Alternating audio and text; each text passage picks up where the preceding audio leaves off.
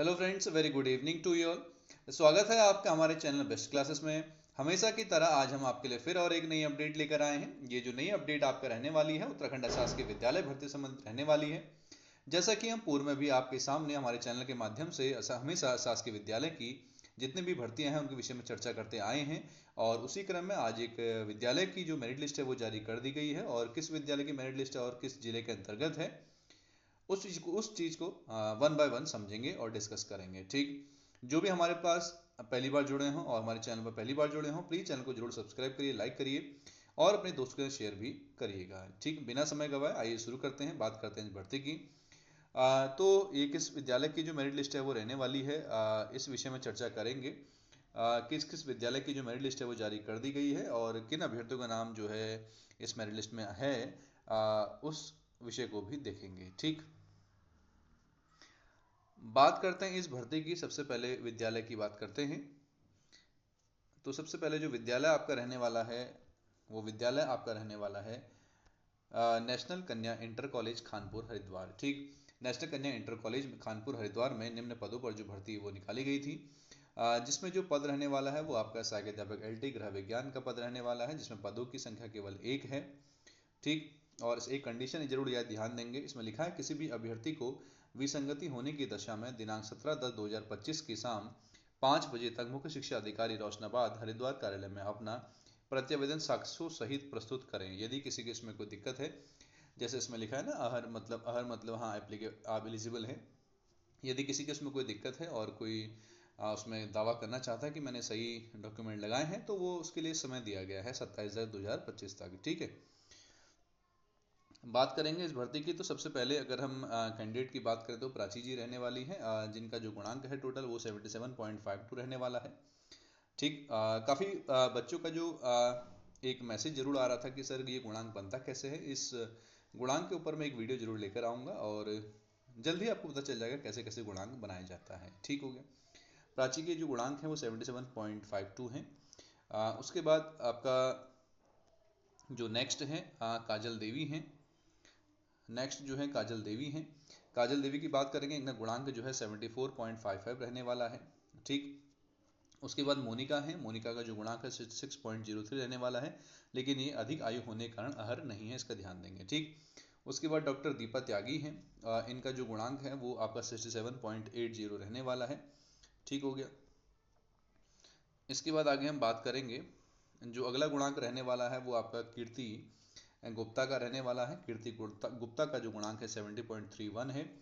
उसी प्रकार ऋतु शर्मा का जो गुणांक है 62.97 रहने वाला है। ठीक, इसी प्रकार प्रीति कोटियाल जी का जो गुणांक है वो आपका 69.43 रहने वाला है। और प्राची का जो गुणांक है और वो आपका 67.10 रहने वाला है।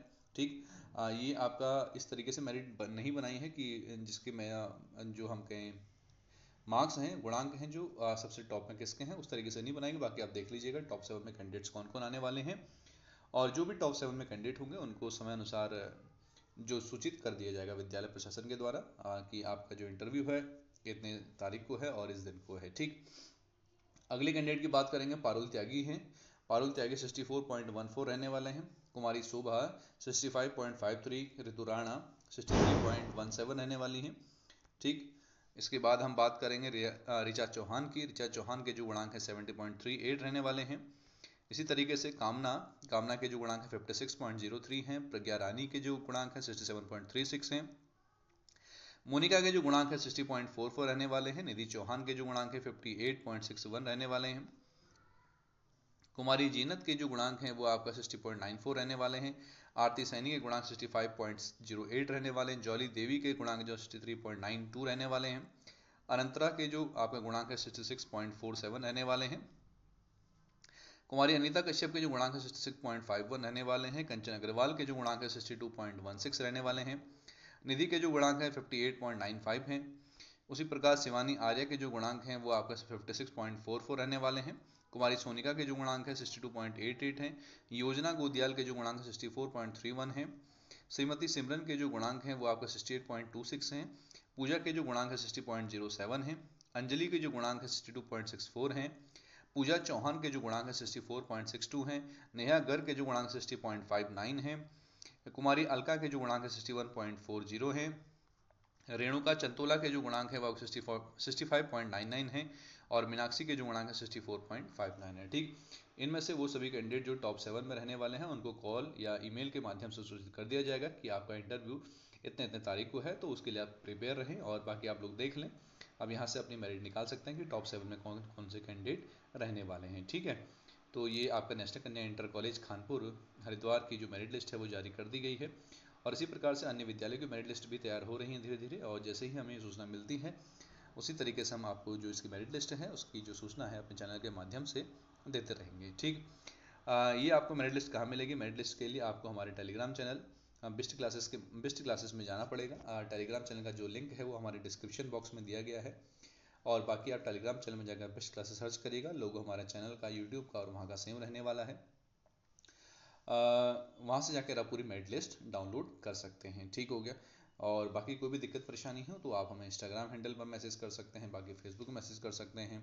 ठीक, और बाकी आप हमें यूट्यूब में कमेंट कर ही सकते हैं। ठीक, और बाकी जो गुणांक की बात है, गुणांक कैसे बनता है, क्या बनता है, उसकी सूचना हम जल्द ही एक वीडियो लेकर आऊँगा जिससे आपको कन्फ्यूजन ना रहे। ठीक, क्योंकि ऐसे बताने में थोड़ा सा दिक्कत परेशानी होती है।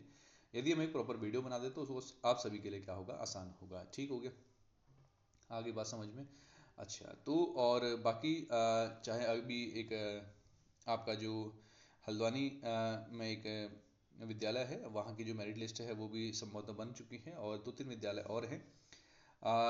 जैसे ही आउट होती है उसी तरीके से हम आपको इसकी जानकारी दे देंगे। ठीक है, तो इसी तरीके से अपना प्यार हमेशा देते रहेगा। और